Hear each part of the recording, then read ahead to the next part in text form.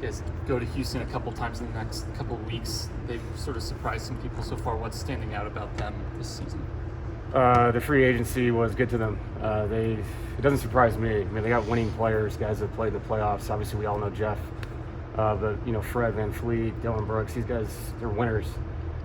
So you take a blend of young talent and you put them with people that understand the process of how to do this, and you're going to have success. So they've been impressive. They're playing extremely hard. What's the most important thing when you have a stretch of 3 days off, where it's very rare throughout the NBA's calendar to actually get that? What are kind of the steps to kind of get back up and running again? For us, it's probably different. If we're a young team that's trying to find our way in the NBA, you probably practice a lot more than we did. I think we needed rest. Our main 5 guys outside of Jamal with the injury have played a ton of minutes. So it was nice to take a couple days of be on the court, but no contact, keep it light. And then today we got up and down as much as we could with respect to an early game tomorrow on a Sunday. So I think it's going to refuel our guys. I think it can lead to some sloppy play when you come back and play a regular season game.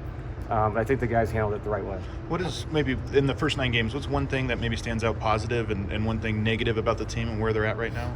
Our assist totals have been insane. I mean, our assist to turnover ratio has been great. Maybe not the points off turnovers. That's got to improve. I think early in the year, we were a little disappointed in the defensive rebounding. We have such a big physical team.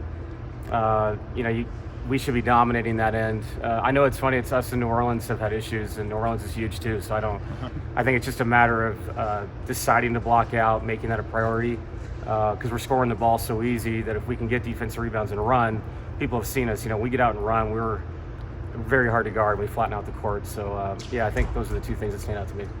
Last year, to start the season, the defense was really up and down. Mm-hmm. This year, I think you guys are 7th right now, or firmly in the top 10. What's been the difference just from the start of the year that you're seeing from this year to last year? Probably just the carryover of playing with each other last year. And then I would give our second unit a lot of credit. The offense, we're still trying to figure it out. It's a journey, especially with Jamal out. We're kind of reshaping everything again. But the way they play, when they fly around and they're switching everything and causing havoc, for those minutes, that's what they should be doing. And then you bring your starters back in and they're very systematic. They understand what we're trying to accomplish. So I think it's just a carryover from last year's end of the season. Like you said, we got better as the year went on. Into the playoffs, we were really good. And then I think that just continued into this season to start the year. Go ahead. What's the staff's messaging to Colin been so far, just in terms of having to step up in those second unit minutes for a couple of weeks here? Just be the best version of yourself. When he's open, he needs to shoot it, make simple plays. I think he's competed defensively. He's a smaller guy that will fight. Colin has it's just some of these guys, they leave college and you forget 2 years ago, 3 years ago, this guy was a, Big East player of the year. Like, this guy knows he's a good player. So it's not what we're telling him to kind of make him feel good about. He knows who he is and he knows he can be successful. It's just about keeping them in their lane. You stay in your lane, do what you do well, and you'll be successful, and he's done that. When it comes to the reserves, you kind of know what they're going to do. They're going to switch, just rangy and athletic. On the other side of the floor, what's been it? I guess what's it been like to try to cultivate like an offensive identity? It's been hard because I think guys are trying to find roles and they're trying to maintain those roles. I think sometimes we're turning down shots that we create. It's a really good drive and kick unit. A lot of guys can get downhill into the paint, which is different than how our starters play. Yeah. And I think when you create a good shot, you've got to shoot it and let the result be what it is, but don't third, fourth drive back into traffic where you're causing mistakes, not just for you, but for your teammates and your defensive balance.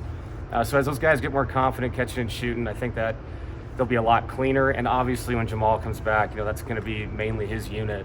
I thought, the other night we went with Aaron and Michael with that unit, and it was pretty good. We know Aaron can play some backup 5 when we need it to happen. We don't want to do that throughout the early part of the season, but so I don't know. Those guys are all still young and they're trying to find their way, not just as an individual, but playing with each other.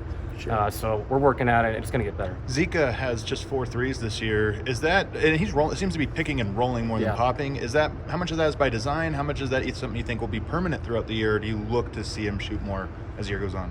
I think right now the rolling is because of what we're running with the group we have. I think with Jamal is a little bit different. There's more corner empty offense, which means he's popping back to an open spot, where right now it's a lot of lifted pick and roll, which means he has to roll. There's no place to pop. So he's doing exactly what we're telling him to do, and he's getting better at screen angles, getting on the rim. I think he might have missed a layup last game, but he had a great screen up the floor. We found him in the pocket. The more he can do that to advance his game, I think that makes him a much better player, because now there can be variety to his game. He can pop. He can play the game a little bit, which most of the talented bigs can do. So Zeke's been a warrior. He's done exactly what I've asked him to do: hit the glass offensively, roll on the rim, be somebody that takes up the paint. I was going to ask you about Christian, and just like you had mentioned, catching, getting downhill. Sometimes when he's catching, it seems like, especially when there's no advantage, he's trying to create something out of nothing a little bit, and it's been up and down. Just where does he have to go in that situation, and what are you guys expecting from him, sort of creating advantages from nothing? I mean, he also has been stuck late clock a lot, where he's driving to make a play, and I think that goes back to what I was talking about before, is we've got to take the shots that we create. And the one thing about that unit is, are they great shooters yet? No, but we have a great offensive rebounding group there too. So give yourself a shot. We got to take open shots. If we do that collectively and trust each other, I think you're going to see the ball go in more, and I think it's going to create more secondary opportunities on the glass. I think for Christian, it's just, don't overthink it. If you're open, shoot it. If you're not, drive it. Try to make a play for somebody else. But that's a collective thing. Guys have to move for each other. They have to find the next open spot, be available for each other. So that's a unit thing that they got to keep getting better at. Do you feel like you need to structure that unit more, just in terms of like things you're putting in place, because it's younger players? I don't think so. I do think it's more structural than you think. With Jamal, it was a little bit different. It was a little more free flowing, because it's all about kind of finding the ball to him. But that group, it has structure, and like I said, it's just going to be a thing where they got to trust each other more. They got to play faster offensively, like they play defensively, like you brought up. That's got to be part of who they are as a unit. They got to feel overwhelming as an energy group to the opponent. Van Vliet and Jalen Green seem like two very different covers. I guess, what is the process of deciding who KCP spends most of his time guarding? What does that process look like? Yeah, you pick one, and then I think with that team, they're really unique, is that you'll see him move to somebody else if his matchup happens to not be the guy that's got to go on that night. Kay is going to move to whoever that guy is in the fourth quarter or second half. So if it's Jalen Green, if it's Van Vliet, if it's Dylan Brooks as of late, Kay will find that guy. Speaking of KCP, so he did a great job against Steph. What did he do specifically that was so impressive in that game? Played his ass off. I mean, that's what he does, man. He's got a one-track mind when it comes to that part, of his game. And Steph still makes 6 threes. Steph's all-time great player, but Kay made him work, and that's all you can ask for. Running through screens.